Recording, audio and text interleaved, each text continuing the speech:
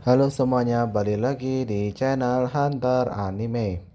Kali ini saya mau bahas kelanjutan dari kisah revisi manga chapter 193 dan 194 part 1 yang kemarin saya bahas, sehingga sekarang jadi part kedua. Tapi sebelum lanjut, mari like dan subscribe channel ini agar kalian mendapatkan notifikasi terbaru. Jangan lupa juga untuk follow akun TikTok saya, yaitu Umay Food and Store, agar kalian mendapatkan live yang menarik. Oke, kita langsung mulai saja. Flashy Flash menceritakan tentang masa lalunya di desa ninja. Dia berkata sejak usia 5 tahun, dia sudah dijual oleh orang tuanya sendiri ke desa ninja. Flashy Flash pernah mencoba kabur dari fasilitas tersebut, tapi gagal sehingga dia dihukum berat. Bahkan sampai bekas luka dari hukuman tersebut belum hilang. Flashy Flash melanjutkan bahwa desa ninja adalah lokasi produksi assassin yang mengumpulkan anak yatim piatu di bawah usia 17 tahun. Lalu melatih mereka bertahun-tahun sebelum mengirim mereka ke dunia gelap. Hari di desa ninja berlangsung 72 jam, di mana 6 jam untuk tidur. Mungkin karena desa ini menggunakan barrier khusus, maka bisa jadi desa ini mempunyai sistem ruang waktu yang beda dengan hari normal.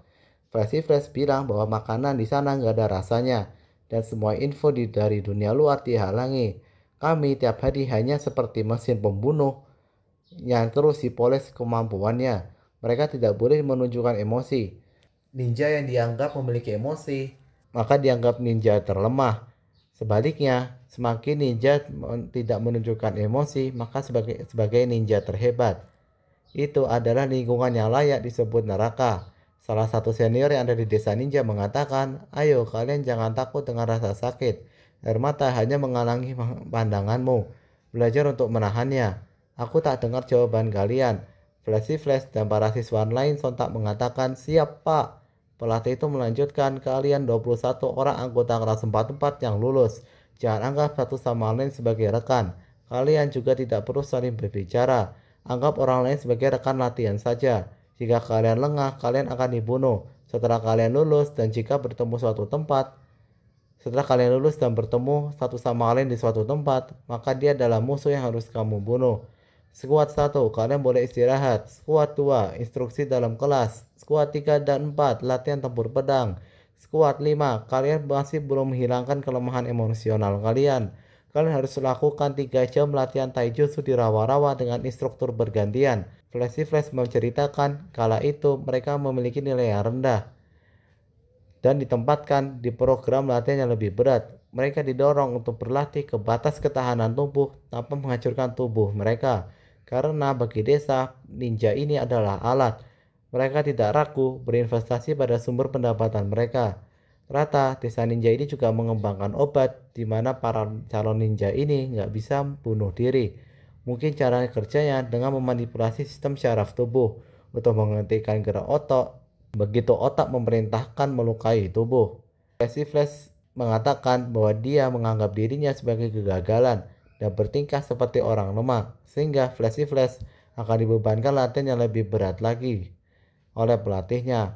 Dia melakukan trik ini agar dia bisa lebih kuat dari peserta yang lain. Hari itu, Sonic memperkenalkan dirinya kepada Flashy Flash yang sedang beristirahat.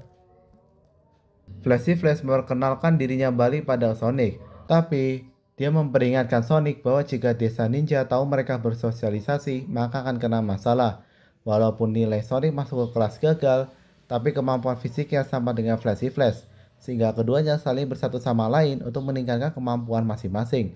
Flashy Flash bersyukur bisa punya sahabat di tempat yang kejam tersebut. Sebagai anggota kelas gagal, keduanya diberi banyak tugas. Di hutan, mereka diperintahkan untuk menghilangkan aura keberadaan dan bertahan selama 720 jam di hutan yang dihuni monster ganas hasil modifikasi. Dengan kerjasama keduanya, mereka berhasil membunuh semua monster tersebut di hari pertama dan menghabiskan sisa waktu untuk belajar. Sonic menduga Flashy Flash masih punya ingatan dari kehidupan sebelumnya karena berasal dari dunia luar. Sedangkan Sonic sendiri lahir di desa ninja dan langsung hidup mengikuti latihan keras desa tersebut. Sonic melanjutkan bahwa meskipun dia lahir di fasilitas ini, dia tidaklah menjadi seperti robot seperti para siswa lain. sehingga dicap kegagalan oleh instrukturnya. Alasannya karena Sonic terlahir dengan jiwa yang kuat, sehingga usaha mereka untuk mengendalikannya tidak mempan. Flashy Flash mengatakan, aku punya mimpi untuk masa depan. Aku akan naik ke tingkat tertinggi dan mengambil alih desa ini. Akan kuhancurkan sistem organisasi busuk mereka dan membesarkan anak yatim piatu yang senasib dengan kita di lingkungan yang lebih bebas dan terbuka. Teknik membunuh hanya berguna membunuh orang. Yang menurutku berharga adalah kekuatan untuk hidup sesuka hatimu. Saat ini kita tidak punya, bukan? Apakah kamu akan membantuku keluar Flash? Aku bisa lihat sorot matamu sama denganku. Lalu ketika Flashy Flash mencapai usia 16 tahun, kemampuannya sudah diakui dan berada di posisi pertama.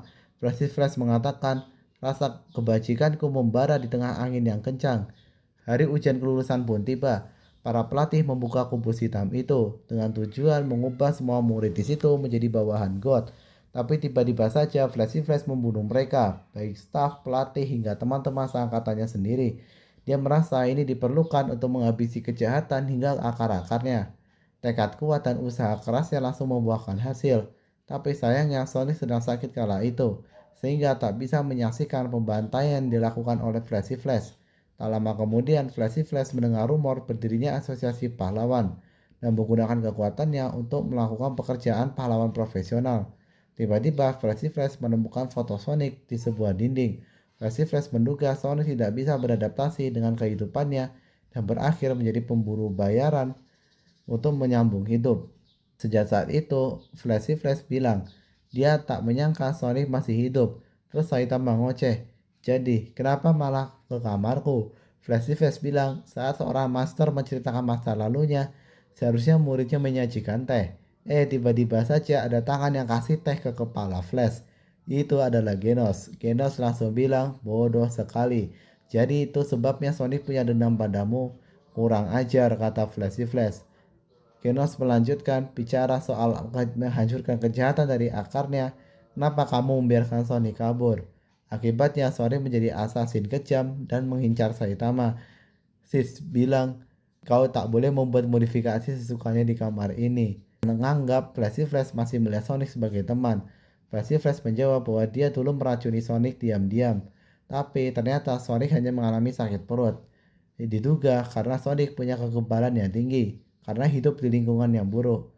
Sama seperti Manako, Blaze menduga Flashy Flash memang tidak mampu membunuh Sonic karena masih menganggap dia sebagai teman.